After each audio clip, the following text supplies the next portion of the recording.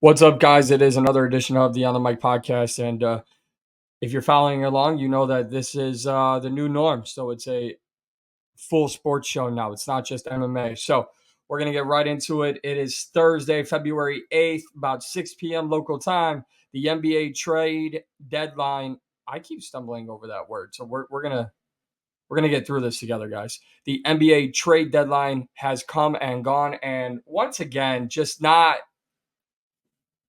a great deadline.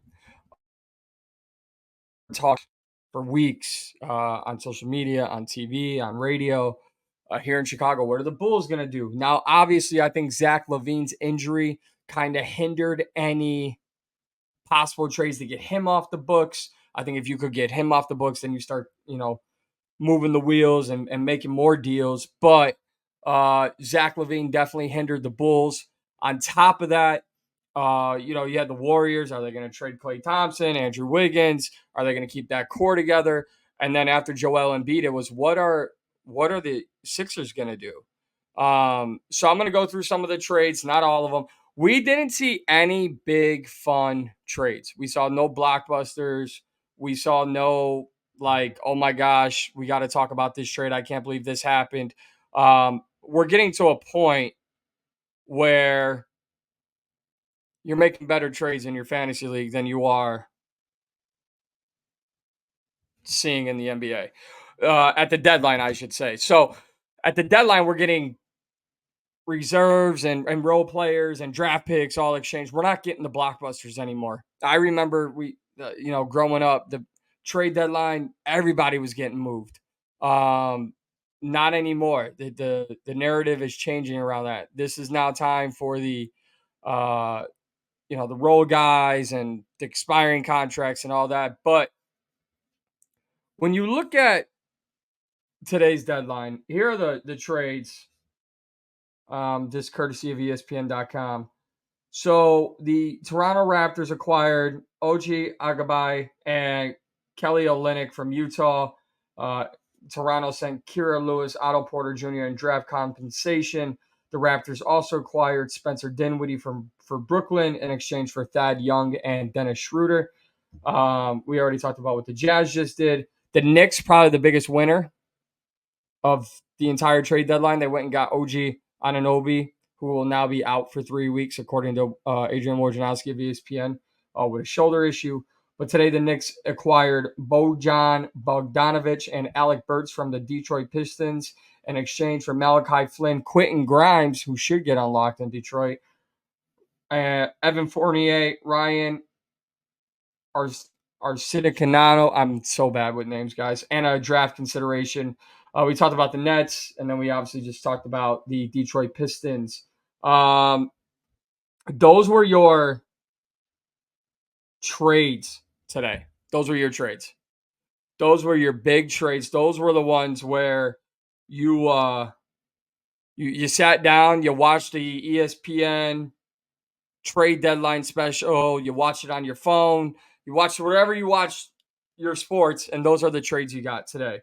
So, and there's one that wasn't included, and I apologize. There's actually a few uh that weren't involved. So let me get the full uh deadline tracker, and we will. Here we go. The big one outside of the Knicks, 76ers, they acquired Buddy Hield from the Indiana Pacers. Trying to get the full trade here. NBA.com does me no good when I'm trying to read these off to you guys. Some of the names that got moved today that were big, okay? Buddy Hield went to the Sixers. PJ Washington went to the Dallas Mavericks. Already talked about what the Knicks did. So there was a lot of decent players, but nobody that like moved the needle. I say without a doubt, the big winner of today is the New York Knicks. I like Buddy Hield going to the Sixers. I think it provides Tyrese Maxey with another score. Spencer Dinwiddie was also traded today. He will be on the buyout market. Um, and if you just give me a moment while I run through all these, I will be able to hold it down for you guys. Should have had these all written out, but that's a lot. So, couple like I'll say this, couple losers I think are the Lakers, DeJounte Murray, and the Chicago Bulls, and I'll get on them in a little bit here. But Bruce Brown as well. I know he creates a bunch of cap flexibility for the Raptors after the season, but you kind of wish writings on the wall there for what they're doing in Toronto. And you think a veteran like Bruce Brown, you just kind of want to ship him off to a contender. I think he played a huge role in Denver's championship playoff run. DeJounte Murray, I say, is a big loser because here's a guy. Listen, the Hawks are the Hawks. I don't know that they're contending anytime soon. His name was dangled to the Lakers. It was dangled to New Orleans up until this morning. There was a lot of conversation about DeJounte Murray. Then he went nowhere. Felt like teams like the Lakers, the Hawks, and the Bulls specifically would not strike when they had the opportunity. And what you don't want if you're those teams, you don't want to hold on to your pieces and go, yeah, we like what we got. And then you're at the end of the year and you've got nothing to show for it. You might lose that player in the offseason, whether it be to an offseason trade or to free agency. It's just not a good look overall. So the Lakers better hope. They're one of those teams that better hope they get it all together. And people are saying, oh, D'Angelo Russell's rebirth has helped them and they like their roster. That's great. So if you're holding your hope on a D'Angelo Russell, good luck to you. The Sixers traded Patrick Beverley to the Bucks in exchange for Cameron Payne. The Suns acquired Royce O'Neal from Brooklyn. They sent out a few role players: Chemzi Metu, Jordan Goodwin, Utah Watanabe, and Kenta Bates Diop go in the deal. I know some are going to Brooklyn. I believe some are going to Memphis. The Mavericks received PJ Washington. The Hornets received Grant Williams, Seth Curry, and a first-round pick. The Nets and Raptors swapped Dennis Schroeder and Spencer Dinwiddie. I believe I said that already.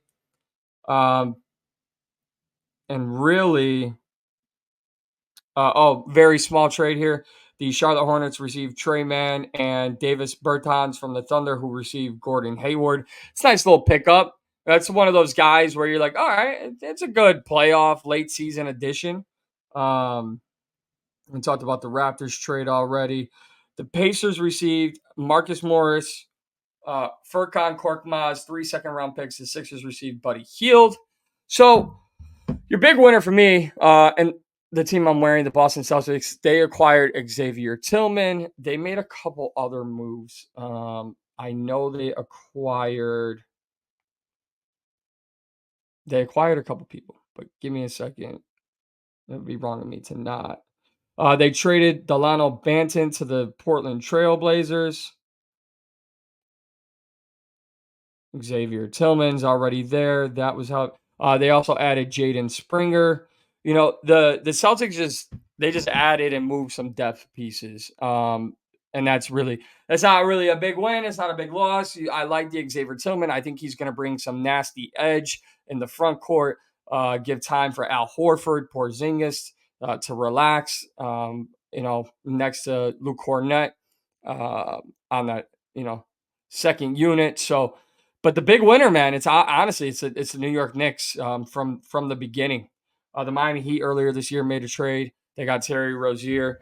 I talked about the losers already. I just don't see a way in which you don't look at what the Knicks did and like hate on them.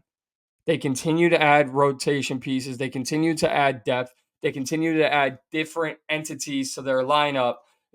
Bogan and Alec Burks add a lot of 3-point shooting. OG was having a freaking record-setting plus-minus streak when he first got to New York. So there's a lot happening with the New York Knicks, and I think Knicks fans have a lot to be excited about. Um, and then I'm gonna save because this is not gonna be a long one, but I'm gonna save my big rant here for the last half of this. And I want to say, and I'm looking for it, right? I don't want to get going and then screw it all up. But it concerns the hometown of mine, which is Chicago, and the Chicago Bulls. And with that, um, I believe the tweet I saw earlier today is that the Chicago Bulls have not made a trade in 30 months and counting. They have not made a trade for a player since August 2021. Now, the Bulls' best narrative is, well, they were in talks. That's great. It's going to a job interview knowing you have an opportunity to land the job and never answering your phone again. What are you doing? If you want to better your future, Chicago Bulls franchise, you got to make a move. You're talking about you sat on Zach LaVine. First of all, let's rewind that. You overpaid Zach LaVine. He doesn't live up to expectations. He's continuously hurt. You sat on him. You couldn't move him. Even when he came back healthy for a little bit, you couldn't get him out of your books. You couldn't get him out of the locker room. So now you're stuck with him. DeMar DeRozan, he deserves better. He absolutely deserves better. And better yet, Alex Caruso deserves better. There was a guy with some damn value on your team, and he's still sticking around. Andre Drummond could have got you a few second-round picks, but no, let me guess. This Bulls team is so dumbfounded that they think they are blinded by unsuccessful years and years with this regime that they think they can do it. They think in the Eastern Conference they can do it when everyone else around you is getting better and you're not doing anything. It's time to do something. And the Bulls did absolutely nothing. Patrick Williams is out. Zach LaVine is out for the year. What are you doing? Kobe White, Ayo Dosunmu? I mean, yeah, that's your future backcourt if you actually give a damn about your future. Alex Caruso could have netted you some value. DeMar DeRozan, what is the point there? What's the point? I just saw a tweet saying, "Oh, they want to go long term with DeMar DeRozan." That's great. I heard extension talks broke off too. So what are the Bulls actually doing? And here's the sad part. And here comes the real rant. Here's a team that took the NBA by storm, late 80s, all through the 90s. Then you had the Baby Bulls. Then they got resurrected by Derrick Rose. Okay. One of the NBA's most iconic franchises has not made a trade for a player in 30 months and counting. It is disgusting. It's disgusting to the fans. It's disgusting to the future of the organization. You know who has the best organization in the NBA right now, and I don't care who wants to argue with me. It's not the Denver Nuggets. It's not the Boston Celtics, the New York Knicks, the LA Lakers, the LA Clippers. It's the Oklahoma City Thunder. They have picks upon picks upon picks upon picks, and they've got cap room and young talent. And guess what? They can just go get anyone they want. Now, I'm not saying Oklahoma City is a destination for free agents, but when you got SGA, Chet Holmgren, Jalen Williams, Josh Giddey, they got a damn core. They got a core. Too many teams get caught up like the Chicago Bulls in, well, we got this guy. We like this guy a lot. This guy's good for our locker room, but none of it makes sense and none of it translates to success on the basketball court. So the Chicago Bulls need to ask themselves, where are we going and what are we doing? And plus, how long are our fans going to hate us? Here's a PSA to all Chicago Bulls fans. It is time to scream and yell as much as you are. If you are a Chicago sports fan, you have every right in the world to scream and yell and call into your favorite radio station and let it all out. This is a safe space for the rest of the year because the same way Chicago fans talk about the Chicago Bears and the number one pick and Caleb Williams, use that same energy. Get this front office, not that the front office is ever going to listen to fans, but make it known. This should not be tolerated in Chicago. A bunch of aging vets, a couple young guys sprinkled in here and there. But no, you believe, right? The Chicago Bulls believe that they don't need to make any sort of move to better their future. Because here's the thing, as I bring up the NBA standings, it's not about, oh, what can we do to end this season? Listen, Bulls fans, the best you can do to end your season is not be a laughing stock and go, damn it, we should have traded everybody. Currently sitting in the 9th seed, below 500, 24 and 27. You're in the play-in tournament, but you're the 9th seed. I mean, Brooklyn's only 4 games behind. Toronto's 6 games behind. I would not be surprised to see the Chicago Bulls miss the play-in tournament. And if they do, then what? Now you got an unhappy locker room, unhappy fan base, and you got no future assets to build. Way to go, Chicago. Way to go. Way to go. That's great. And I just saw their GM has said that they like the team that they have in place. Okay. Well, that team in place isn't a winning team, and that team in place is not gonna bring you any sort of success. And now that team in place, you have nothing to build off of. You should have moved Caruso. You should have moved DeRozan. You should have entertained offers for Vucevic, and you definitely should have moved Andre Drummond. Not only did you not do right by your fans and the future of your organization, you didn't even do right by your players. But you know what? That's the Chicago Bulls these days. An iconic NBA franchise doesn't give a damn about their fans, doesn't give a damn about their success, and doesn't give a damn about their future. Welcome to basketball hell, Chicago. You're in it. You had every opportunity to make a trade, and you didn't. And it's now 30 months and counting. If I'm ever rooting for the Chicago Bulls right now, all I can say is I'm sick to my stomach, and it's absolutely disgusting. So, put a wrap on it. The NBA trade deadline. I'm going to mess that up so much. Thankfully, it's over. But the NBA trade deadline is not what we once knew it to be. A lot of role players, a lot of this, a lot of that. We'll see what the buyout market does for some of these teams that didn't make trades. I look at the Lakers to be a very active team on the buyout market, so that'll be interesting. But the Knicks are probably the biggest winner because they're actually a fan base or organization that cares about, bringing a winning culture there. A lot of people picking the Knicks now to be a tough contender in the East, and I think it's hard to argue that. I think they are and could be a top 3-4 seed in the East. Losers. Just feel bad for players, that deserve better and their organizations didn't do right because they believe in the team that they have in place despite lack of success. So this is the new On the Mic podcast. We're going to be doing multiple episodes per week. We're going to still do MMA interviews. We're going to really kick this thing into gear. So as I bid you farewell right now, I will tell you, make sure to follow me on Twitter or X, MP2310. Follow me on Instagram, Mike P2310. And then I'm probably going to have to change the name, but make sure to follow me also on TikTok because I'll be posting stuff on TikTok as well. So thank you guys for your time. Thank you guys for your attention. Please subscribe, comment on this video. Did your team do enough in the NBA trade deadline? Let me know. And what moves would you have liked to see? What were your favorite moves?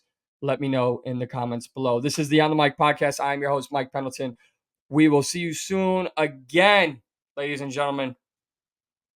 Super Bowl Sunday is just days away. Might do another podcast. We'll see you soon.